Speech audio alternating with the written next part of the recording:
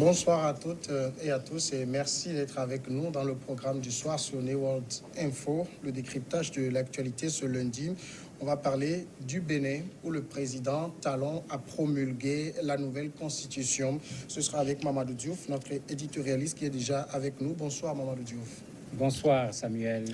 Le chef de l'État béninois, Patrice Talon, a promulgué jeudi la nouvelle constitution du pays après le vote d'une révision constitutionnelle du Parlement la semaine dernière, dans un signe d'apaisement de la crise politique qui secoue le Bénin depuis 6 mois, saisi lundi dernier par le président Patrice Talon.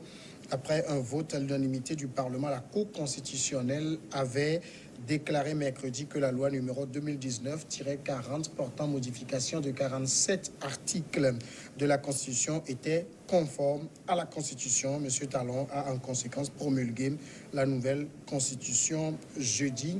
Mamadou Diouf, nouvelle Constitution promulguée au Bénin, est-ce que ça signifie d'emblée que le Bénin a changé de république? Ce n'est pas nécessairement un changement de république en tant que tel, mais généralement, on compte les changements de république avec les constitutions. En disant que voilà, la première république, c'est parti de telle période à telle période. Mais quand on parle de changement de république, ce qui vient de se faire, c'est plutôt une sortie de crise. Parce que le président a tendu le fil, si on peut l'appeler ainsi, à un certain moment avec les élections législatives en particulier, au point que dans le monde entier, on se posait des questions, mais qu'est-ce que le Bénin, qu'on donnait comme un exemple en matière de démocratie, veut devenir?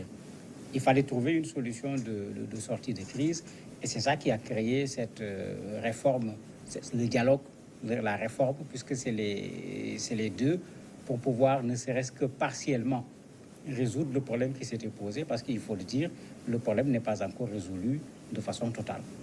Alors aujourd'hui, quand on regarde dans le fond, quelles sont les grandes dispositions qui changent, qui entrent en vigueur? En fait, il n'y a pas grand-chose. Il y a des reprécisions, si on peut l'appeler ainsi. La question du mandat, par exemple, tout le monde sait qu'au Bénin, le mandat a été limité à 2. La seule différence ici, c'est que dans le texte, cette fois-ci, pour éviter peut-être les rétroactivités, non-rétroactivités, applications directes, ils ont trouvé une formule. Le président ne peut faire que 2 mandats dans sa vie. Bon, espérons que les juristes ne vont pas trouver là-bas encore matière à interpréter. Je crois que c'est très clair ici. Il n'y a plus à parler de compteur à 0 ou pas. Tu ne peux pas faire 2 mandats dans sa vie. Bon, normalement, on a une seule vie. Ça ne peut faire que 2 mandats au maximum. Donc ça existe déjà, mais certainement, ils ont pris l'expérience de ce qui se passe dans un certain nombre de pays pour pouvoir régler ce problème. L'autre élément qui est une nouveauté, c'est la création du poste de vice-président, et qui est élu en même temps que le président de la République. Le président lui-même avait argumenté en disant que bon, si jamais il y a problème avec le président de la République, ça évite qu'on se retrouve dans une situation de vacance de pouvoir qui peut engendrer des lendemains incertains pour le pays. Un autre élément, la limitation des mandats va concerner également les députés, mais ils vont se retrouver avec 3 mandats. Ça également, c'est une nouveauté au niveau de l'actuelle constitution. L'autre élément, à partir de 2026, ils vont organiser les élections générales, c'est-à-dire regrouper l'ensemble des élections pour faire une seule fois des élections. Une autre nouveauté qui concerne les députés, quand un député laisse son poste à son suppléant parce qu'il est appelé à une autre fonction, quand il termine avec cette fonction, il peut récupérer son poste de député qui avait été remis au suppléant. Donc voilà un certain nombre de choses, plus l'abolition de la peine de mort, qui était déjà un fait, mais qui n'était pas dans les textes. Aujourd'hui, c'est clair, au niveau des textes, le Bénin a aboli la peine de mort. Bon, on en a profité également pour voter une loi d'amnistie, puisque c'est le rôle de l'Assemblée. C'est pourquoi j'ai dit, en fait, c'est plutôt une sortie de crise qu'autre chose, puisqu'il y a des personnes qui avaient été arrêtées à travers l'organisation, tout comme le scrutin lui-même, les marches qui avaient été faites, le conflit avec l'ancien président Boni Yayi. Bon, il y a une loi qui amnistie tous les faits qui sont liés à la crise avec les élections législatives, ce qui règle en partie le problème pour les personnes qui étaient détenues, mais aussi pour les personnes qui étaient poursuivies pour un certain nombre d'éléments. En fait, on le voit clairement, dans cette modification, le président a complètement abandonné cette idée de mandat unique qu'il avait tenté de faire passer. Oui, c'est clair qu'il l'a abandonné puisque une chaîne internationale lui a posé la question, est-ce que vous serez candidat? Moi, je m'attendais à ce qu'il revienne sur ce qu'il avait dit, parce qu'il avait dit qu'il fera lui-même un seul mandat. Il avait d'abord proposé une réforme pour qu'il y ait un mandat de 7 ans et que ça soit un mandat de 7 ans, un point, un trait, il n'y a pas de second mandat. Ici, puisqu'on dit 2 mandats dans sa vie, il est clair qu'on n'est plus aujourd'hui dans l'esprit du mandat unique. Cela a été totalement abandonné. Alors, dans le fond, c'est vrai qu'on a vu beaucoup d'acteurs politiques béninois, surtout de l'opposition, dénoncer une réforme unilatérale. Mais dans le fond, on n'a pas vu de critique sur l'esprit même des réformes qui ont été opérées. Oui, c'est pourquoi j'ai dit les réformes, en fait, ne posent pas de problème. Ça continue à aller vers la direction de ce que le Bénin est aujourd'hui. Un pays qui chemine vers la démocratie et qui, sur un certain nombre de plans, peut être cité en exemple. Ça aurait été surprenant que les gens fassent machine arrière. Ce qui est gênant, c'est la forme. Puisque les députés qui ont voté cette réforme, c'est les députés qui sont issus d'élections qui ont été organisées sans aucune opposition. Ça pose problème. C'est pourquoi également la réforme a été votée à l'unanimité. Il n'y a pas eu de contestation de quoi que ce soit. Mais ça n'empêche pas la réforme d'être légale, puisque même si l'opposition n'a pas participé aux élections, des élections ont eu lieu, des résultats ont été proclamés, confirmés par la Cour constitutionnelle. Ces gens-là sont légalement des députés, même si on peut contester la forme en disant que pendant les élections, l'opposition n'y avait pas participé. Il y a quand même un grief que l'opposition soulève en ce qui concerne en particulier l'élection du président de la République. Avec ces nouvelles réformes, on introduit le parrainage. Et sur ça, l'opposition tape du poing sur la table en disant non, le parrainage, c'est une façon d'écarter des candidats tout simplement. Mais pour le reste, quand on regarde ce qui a été dit, à la limite, n'importe quel opposant au pouvoir voulant continuer le processus démocratique au niveau du Bénin aurait pu faire passer les mêmes lois. Sauf que peut-être l'Assemblée aurait été une assemblée plurielle au lieu d'être une assemblée monocolore. Alors, dans le fond, aujourd'hui, est-ce qu'on peut dire que Patrice Talon a réussi à se défaire de cette image qu'on lui avait collée? Voici quelqu'un qui gère le Bénin d'une certaine manière assez dictatoriale, qui veut faire des tests taillés sur mesure pour lui. Il n'est pas sorti puisqu'il a organisé un dialogue. Si le dialogue avait réussi, il serait sorti. Mais le dialogue n'a pas réussi. Puisque c'est seule une partie du parti de l'ancien président Yahi Boni qui a accepté d'aller à ce dialogue. De façon générale, l'opposition a boycotté le dialogue.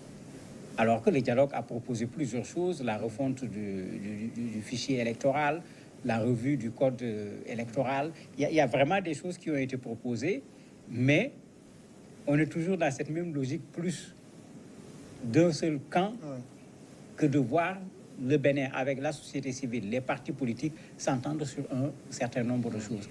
Donc s'il avait réussi ce dialogue-là, on aurait pu dire qu'il peut changer son image parce qu'on l'a appelé dialogue, mais à la limite, il s'est retrouvé avec ses propres gens, sauf cette faction qui a été dénoncée d'ailleurs par le président, l'ancien président Yahi Boni. Les autres opposants ont même préféré organiser leur dialogue de façon parallèle. Et leur dialogue était patronné par un ancien président, Nicéphore Soglou. Et c'est là-bas où ils ont également marqué leur refus par rapport à ce qui s'est fait. L'opposant en exil à Javon en a profité pour faire intervenir son parti là-bas. Et eux, jusqu'à présent, même le principe d'enregistrer à nouveau les partis qui étaient à l'origine des problèmes au moment des élections législatives, ils continuent à refuser à ce que leur parti soit à nouveau enregistré avec les conditions qui sont imposées pour eux par le président de la République. Donc, il y a encore de quoi faire des reproches au président. Le consensuel n'a pas été véritablement de mise pour ce dialogue-là. Mais doit-on dire qu'on n'est toujours pas sorti de crise? Il y a quand même une sortie de crise, puisque il a lui-même dans une chaîne internationale dit qu'il souhaite que l'ancien président revienne. C'est chez lui, c'est un ancien président, il a droit à des égards, etc. Bon, le discours a complètement changé. Il y a la libération des prisonniers qui est réclamée par le dialogue qui a été organisé, ce qui va être facilité certainement par la loi d'amnistie qui fera que les faits qui étaient là autour des élections législatives, tous les faits vont être considérés comme nuls et non avenus. Donc ce qui était poursuivi ou arrêté, tout ça va pouvoir prendre fin avec ce dialogue, même s'il n'a pas été un dialogue national comme le président l'avait voulu. Je crois qu'avec ça, on est déjà dans un début de sortie de crise. Ce n'est pas encore terminé, mais sur le terrain politique, les crises, ça survient comme l'hivernage. C'était une constitution, disons, qui a été faite de façon nocturne. Dans le fond, les résultats, on le trouve, c'est assez bon. Pourquoi avoir choisi de le faire dans la nuit? En fait, c'est ce que j'ai dit. Il avait besoin d'une sortie de crise. Ça aurait été mieux que la sortie de crise se fasse avec les protagonistes. Puisque c'est quand tous les protagonistes sont là. On discute autour de la table. On signe un accord, on signe un mémorandum, on signe un protocole. C'est en ce moment qu'on peut parler de sortie de crise. Puisque ce qui faisait l'objet de la crise, on en a discuté, on a proposé et adopté des solutions. Ici, ça n'a pas été le cas. Et je me dis quand même le dialogue qui a été précipité, puisque le dialogue a été fait sur 3 jours. Ce n'était pas un dialogue nocturne, mais c'est un dialogue qui a été précipité, puisque sans le dialogue, ça allait être encore plus grave. Puisque ce serait une seule partie qui est là, qui a fait sa proposition sans discuter avec personne. Ils ont tout fait pour que l'opposition participe, mais l'opposition également avait compris le jeu en disant que c'est lui qui a créé le problème. C'est à lui de régler le problème qu'il a lui-même créé. Il ne faut pas qu'on nous utilise pour régler ce problème, raison pour laquelle une bonne partie ont boycotté. Maintenant, pour écrire une constitution également, il faut le dire, on n'a pas besoin d'opposition, de pouvoir ou de quoi que ce soit. Il y a des spécialistes en la matière qui doivent faire l'architecture pour que la chose soit quand même un texte constitutionnel, parce que c'est un texte fondamental. Et ça, comme on dit, ils l'ont fait la nuit, ils ont sorti, et puis bon, rapidement, on a validé, puisque le reste, c'était simplement ça. C'était validé. Les députés n'étaient pas en mesure de s'asseoir et de discuter. Si on aurait pu parler d'une autre république s'il avait mis en place une constituante, puisque c'est ce que les gens font habituellement, pour qu'on revoie la constitution de fond en comble. Quand on sort, tout le monde est d'accord qu'on est sorti d'une chose, on est entré dans une nouvelle ère. Amadou Diouf, merci d'avoir répondu à nos questions. C'est moi qui vous remercie. Et la pause, juste après, c'est l'invité de ce jour.